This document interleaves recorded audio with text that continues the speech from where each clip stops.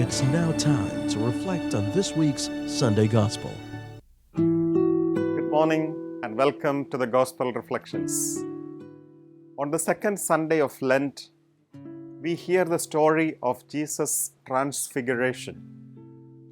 The Transfiguration takes place on a mountain in the presence of three of his disciples, Peter, James, and John.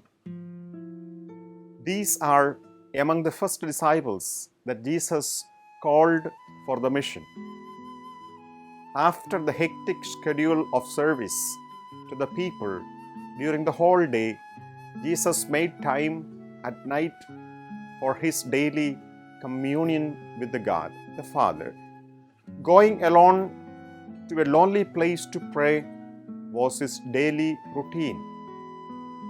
Being on a hill, he was free from the distractions of the world. Such an environment enabled him enter into very intense moments of prayer. Deep spiritual experience brought changes to his body also. His face changed in appearance and his clothes became dazzling white. On witnessing Jesus' transfiguration and seeing Jesus with Elijah and Moses, Peter offers construct 3 tents for them. A voice from heaven spoke affirming Jesus as God's Son and commanding that the disciples listen to him. This voice from heaven recalls the voice that was heard at Jesus' baptism. This is my Son, the chosen one. Listen to him.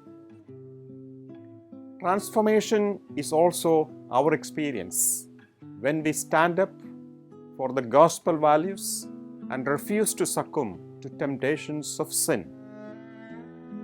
When someone goes out of his or her way selflessly to help others in need, God is glorified in him or her.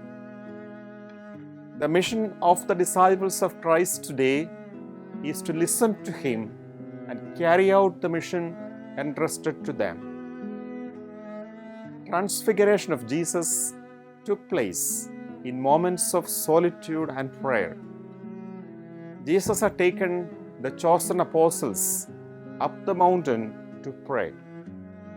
There he communed with his Father, preparing himself for the very important Paschal mission to Calvary. He was soon to accomplish it for the life of the world. As we make the journey of Lent, this example of Jesus inspires us to make the journey with him in moments of solitude and prayer. Life becomes sacred and filled with love when we pause to appreciate it. Solitude and prayer guides us to evolve from a mere biological being to a spiritual being.